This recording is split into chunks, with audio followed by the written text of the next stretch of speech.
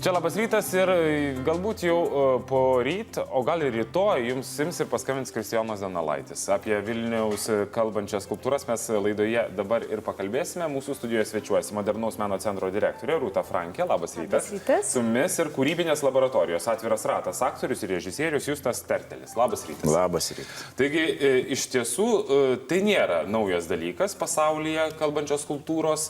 Vilnius bus trečiasis miestas, galbūt kažkokia yra įdomi priešistorė, kas, kodėl jas nusprendė prakalbinti. Taip, priešistorė tai turbūt yra pats Modernus meno centras, kurio visa veikla labai yra orientuota į tai, kad sukurti Vilnių, net nesukurti, o prisidėti, kuriant Vilnių kaip miestą, kuriame yra įdomu ir gera gyventi ir kuriame nuolatos galime atrasti naujų dalykų.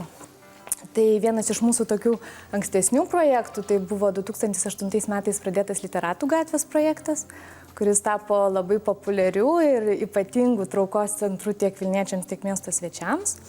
Ir, mes vystydami toliau tą tokią idėją, kad būtų labai šaunu kažkaip padėti žmonėms naujai atrasti Vilniaus miestą arba, sakykime, pažįstamas erdves kažkaip suasmeninti, gyti kažkokį kitokį santykį su jomis. Taip pat išleidome prieš keletą metų Vilniaus kultūros kelią, tokį kultūrinį gidą, kur siūlome pasivaikščioti, atrandant skulptūras Vilniaus mieste ir jas naujai pažįstant. Ir tęsdami tą tokią veiklą, pagalvojame, kad būtų labai šauni dovana Vilniaus miestui Vilniaus kalbančių skulptūrų projektas. Tai būtent, bet ir užsienyje tai yra daroma. Taip. Jisai buvo pradėtas 2014 metais Londone. Šių metų rugpjūtį turėtų taip pat būti Čikagoje pradėtas. Na ir tame tarpe esame ir mes, taip pat yra Kopenhagoje ir Mančesteryje. Tai kaip vyksta visas procesas? Aktoriai nesislepia už skulptūrų ir garsiai nekalba, ne? Aktoriai nesislepia, tikrai mums iš tiesų labai malonu, kad šiam projektui sulaukėme labai didelio palaikymo. Tiek visuomenės, tiek ir Vilniaus bendruomenės ir ypač aktorių ir rašytojų, kurie labai entuziastingai pasitiko šį projektą. Ir labai esame dėkingi Justui, kad jisai sutiko dalyvauti ir ne tik parašyti tekstą vienam iš mūsų pasirinktų objektų, bet taip pat jį ir įgarsinti, suteikti jam balsą. Justai, kodėl jūs prisijungėte? Žinau, kad esate ne Vilnietis, bet čia jau mindote grindinį ne vienerius metus. Na taip, aš lyg ir gimimo aš ne Vilniuje, bet jau čia kurį laiką gyvenu, kuriu Vilniuje. Tai aš tik išgirdęs apie šį projektą, man kaip paskambino kuratorė Milda Ivanauskienė, atsiprašau, iš karto sutikau, nes man ne pati idėja to, kad skulptūros gali prabilti ir kad yra galimybė kažkaip parašyti tekstą skulptūrai, kuri šnekėtų su miesto svečiais ir miesto gyventojais, pasirodė puikia proga dar labiau praturtinti tą aplinką, kurioje mes gyvenam, o kuo turtingesnėje aplinkoje mes gyvensim, tuo visiems bus tik linksmiau ir, kaip pasakyti, šviesiau. Taip, mes iš kadrų matome, kaip ponia Rūta prie Kristijono Donelaičio stovi ir klausosi, ką jis pasakys. O kokia jūsų skulptūra ir turbūt kažką naujo irgi sužinojote, turėjote pasidomėti ir galbūt daugiau? Taip, mano, net nežinau, skulptūra, objektas, kuriam aš rašiau tekstą, tai buvo apeliacinio teismo cokoliuose inskripcijos, vardai ir pavardės laisvės kovotojų, taip pat gimimo ir mirimo metai, kurie žuvo būtent šiandieninėme apeliacinio teismo pastate. Tai iš vienos pusės tai buvo labai didelė atsakomybė rašyti tekstą tokiam objektui, tokiai skulptūrai, nes iš tikrųjų tai labai toks skaudus mūsų valstybės istorinis laikotarpis. Ir reikėjo, aš prisipažinsiu, aš iš tikrųjų ne kartą prieš tai vaikščiau pro tą vietą, nes pats studijavau Lietuvos muzikos ir teatro akademiją ir ten visą laiką vaikščiodavau, bet buvo daug, kaip pasakyti, tokių vakarų, kada vaikščiodavau prie tų skulptūrų ir žiūrėdavau ir galvodavau, koks čia tekstas galėtų suskambėti. Ir tikrai ne pats pirmas tekstas buvo įgarsintas, nes rašiau ir vieną, ir kitą, ir trečią tekstą ir kartu su projekto kuratorė konsultavausi, kuris čia būtų tinkamiausias. Ir, pačiam intriga, kaip ten viskas suskambės, nes viena yra, kai tu parašai, antra, kai įgarsini ir trečia, kai jau išgirsti, nes vis tiek prie to prisideda ir garso režisieriai, ir intriga.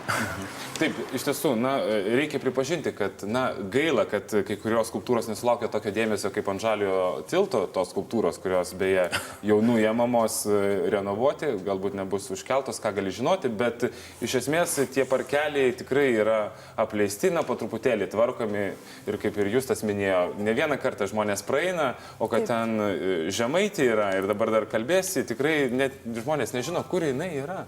Žmonės nežino, kur jinai yra ir net žinot, aš galvoju, kad mes esame taip pripratę prie tų skulptūrų, kad nors mes praeinam, nežinau, pakeliui į darbą ir galbūt atgal namo, mes jų nematom. Ir mūsų yra toks pasiūlymas, nors tai yra 15 skulptūrų, visos yra Vilniaus senamiestė, bet siūlome atrasti skulptūrą po vieną.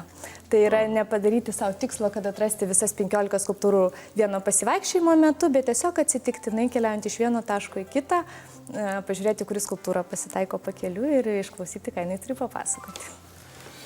Aš tik pritarti turėčiau. Man tai tik patinka tai, kad šitą projektą, akciją, kad jie apjungia daugybę dalykų. Aš bevažiuodamas galvoju, kad plus tai yra tas jau turinys, kas yra, tarkim, Žemaitė, tai jau savaime yra įdomu, plus tai yra technologijos, kurias jungia, plus tai yra kūrėjai, kurie dramaturgai, rašytojai, kurie parašė tam tekstą ir šalia to dar yra aktoriai, kurie garsina, toks daugybės komponentų sujungimas į vieną vietą ir šalia to tai yra labai paprasta, aiški ir graži idėja. Tai toks mažas stebuklas.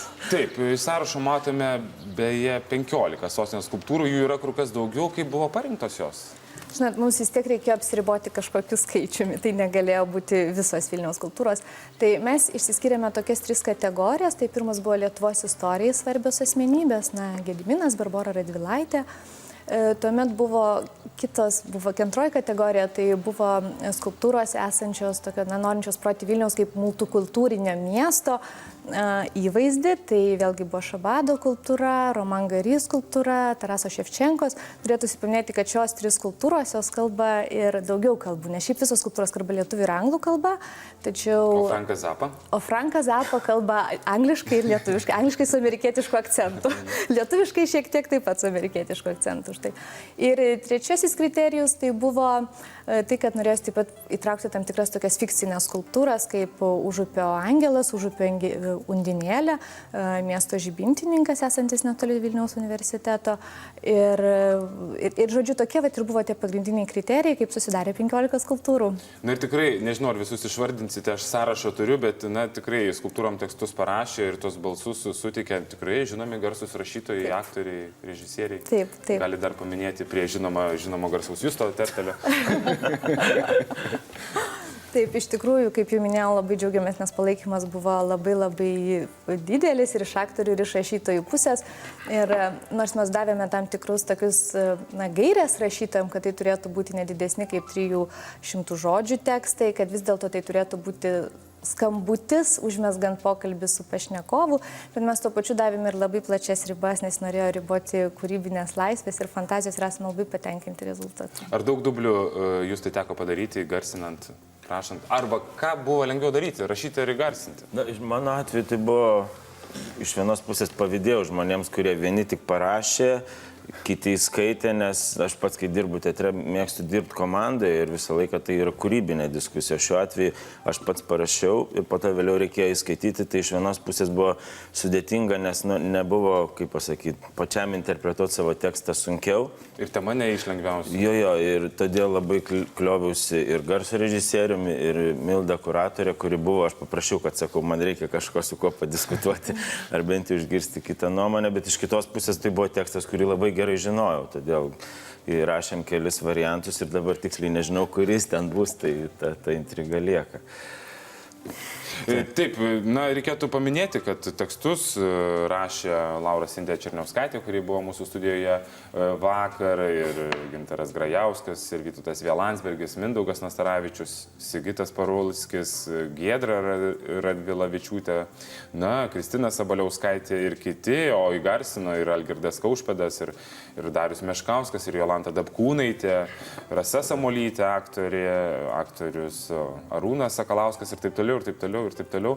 O ką įgarsino Algis Ramanauskas greitai? Tas maištininkas. Frankas Zappa. Frankas Zappa, supratau. Beje, atidarimas numatomas rytoj, vidurdienį. Taip, rytoj 12 val. Kviečiame visus į Stuoko Gucevičiaus skverą, kur Vilniaus miesto meras atidarys kalbančių skulptūrų projektą. Ir taip pat, jau bus galimybė išgirsti, ką turi papasakoti skulptūros, o per kultūros naktį, penktadienį, 19 dieną birželio, kviečiame visus į orientacinį žaidimą, kuris vadinasi Kultūrų kodas, kurio metu bus, duodama užduotis atsekti tą kodą, vaikštant po 15 skulptūrų, išgirstant, ką jis turi pasakyti, įminant tam tikras mįsles susijusias su tose skulptūrose įkūnytais personažais. Ir, laukia puikūs prizai, puikios modernaus meno centro knygos apie meną. O registruotis reikia kažkur internete? Taip, registruotis kviečiame elektroniniu paštu info@mmcentras.lt. Tai belieka turėti išmanųjį telefoną, jeigu jo neturi, ką daryti? Tuomet susirasti draugą, kuris jį turi. Kuris jį turi ir kartu patirti labai įdomų nuotykį. Gerai, ačiū Jums, susitiksime naktyje. Ačiū. Iki malonaus. Likite su mumis.